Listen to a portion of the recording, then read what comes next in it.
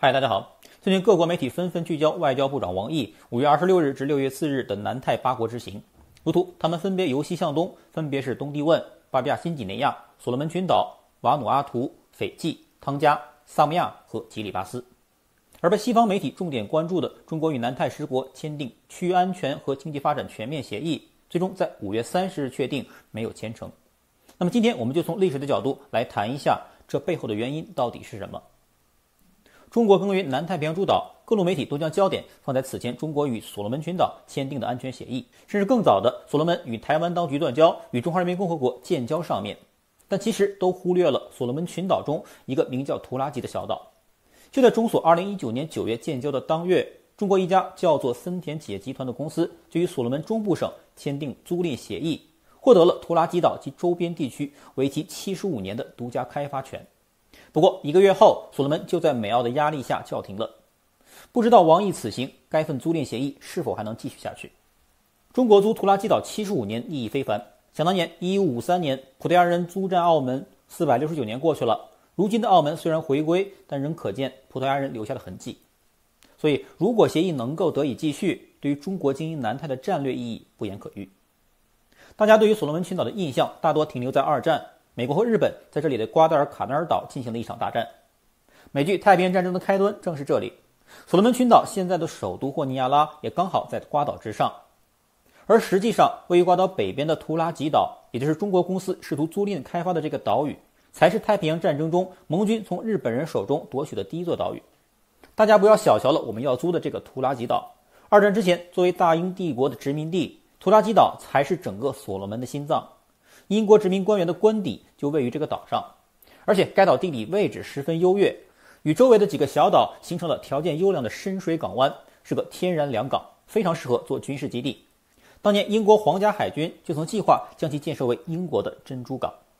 日本人同样认识到图拉吉岛的价值。1942年5月，在英澳联军仓皇撤退后，日本人兵不血刃占领了图拉吉岛和东边的吉沃图、塔纳姆布格两座小岛。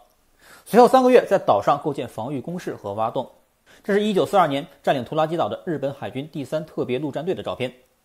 英国的珍珠港自此落在了日本人手里。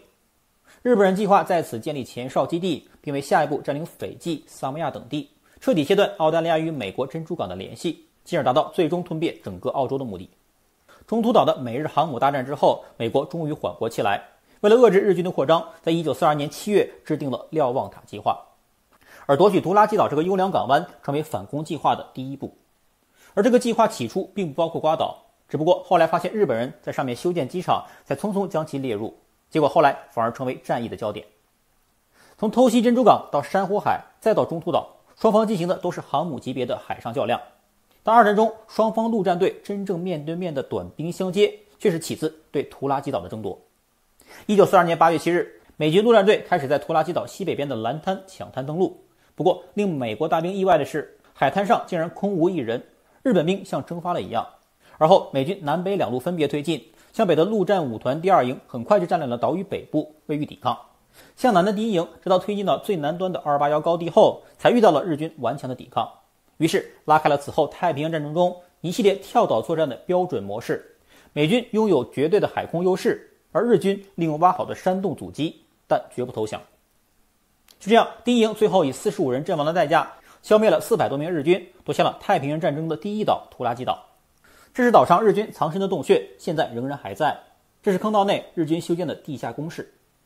此后，美国的兵工厂全力开动，成群结队的崭新军舰、齐装满员的作战部队，还有遮天蔽日的新锐战机，都陆续投入到太平洋战场的前线。美军将一个个插着膏药旗的岛屿碾得粉碎，最终将小男孩和胖子扔在日本本土后，二战结束。而伴随着战争的结束，图拉吉岛此后也变得默默无闻。若不是中所建交，中国一家公司签了图拉吉岛一份75年的租赁合同，很多人根本不知道它的存在。花了如此篇幅讲这段历史，就是要告诉大家图拉吉岛的战略价值，以及美澳为什么无论如何都要阻止合同的生效。战争虽然不在了，但岛的战略价值永远都在。很多人都在关心此次中方是否会与南太多国签订类似所罗门的安全协议，而我更关心的则是图拉吉岛的这份合同。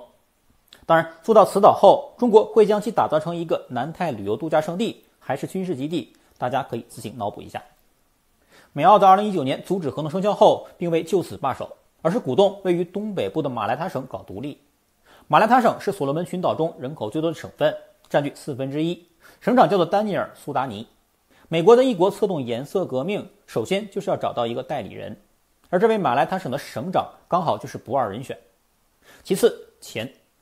中所建交前的2018年，美国一共给所罗门全国就只有区160万美元的捐助，而到了2020年，美国却一次性给了马来他省2500万美元，而这笔钱是该省此前一年接受捐助资金的50倍之多。除此之外，中所建交也间接促成了马独和台独的双独合流。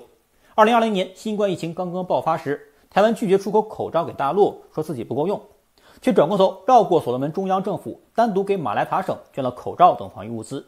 省长苏达尼还宣称，该省要谋求单独与台湾建立外交关系的可能。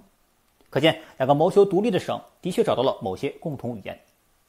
台湾还为苏达尼提供了个人医疗服务，最后一次赴台就医是在2021年5月。而就在他从台湾返回所罗门后的几个月，一场大规模的反政府暴乱就发生了。11月24日，马来他省的1000多人聚集在首都霍尼亚拉，要求总理苏加瓦雷下台。第二天，骚乱达到顶峰，所过唐人街的多家华人店铺被付诸一炬，不知道里面有没有台湾人。所罗门总理苏加瓦雷随后指责是外部势力干涉该国与台湾断交，并且还怂恿制造暴乱。他知道这个外部势力是谁，但不想点名。不过不说也知道，除了美澳之外，想必也有台湾的身影。也正是这次暴乱才促成了今年4月中国与所罗门群岛安全合作框架协议的诞生。可能是为了避免友邦惊诧，中所都宣称这项协议只是警务层面，不涉及军事基地。但美澳军如鲠在喉，企图将它和图拉基岛的租赁合同一样扼杀在摇篮里。在澳洲数次努力无果之后，美国先后派出了有印太沙皇之称的印太事务协调官坎贝尔、助理国务卿和副国务卿等亲赴所罗门。但几个月前差点被搞下台的苏加瓦雷这次态度非常强硬，在威逼利诱之下岿然不动，这项协议算是板上钉钉了。不过还真有点替这位总理的人身安全感到担心。而中国这次与南太10国签订类似的安全协议，就显然没那么容易了。其他岛国顾虑重重。尽管我们不清楚安全协议的具体内容，但个人认为，除了要保护我国的侨民之外，那些想要摆脱美澳桎梏，与中国开展独立自主经贸往来的各国政府和首脑，同样是我们需要保护的对象。大家是否还记得不久之前的巴基斯坦发生了一次美国在背后操控的政权更迭？时任总理伊姆兰汗被弹劾下台，而令人惊讶的是，中方那次完全没有出手干预。而南太这些岛国再铁也比不过巴基斯坦吧？巴铁尚且如此，这些岛国又会怎么想呢？美国对付这些国家都是胡萝卜加大棒双管齐下。胡萝卜我们不怕，因为我们的萝卜更大更多。但是当大棒来的时候，我们需要给他们提供的则是盾牌。这些岛国领导者，尤其是所罗门，不惜得罪美澳强权而与中国签订协议。但当危机来临时，如果我们还抱着不干涉别国内政的口号而隔岸观火，就只会让其他岛国心寒。那么现在签下再多的协议，到时也会如空中楼阁一般瞬间灰飞烟灭。南太岛国想要摆脱美澳的常年霸凌，但又无法确定中国是否能够提供真正的安全保障，巴铁的先例的确不好，这才是他们顾虑重重的真正原因。我并不是在鼓励中国去干涉别国内政，而是当他国干涉别国内政时，我们一定要有所作为。中国与美国不同，我们拿出的不是大棒，而是盾牌。孟子云：有所不为而后有为。中国已无需韬光养晦，是时候可以有为了。好，那本期视频就录到这里，我们下期视频再见。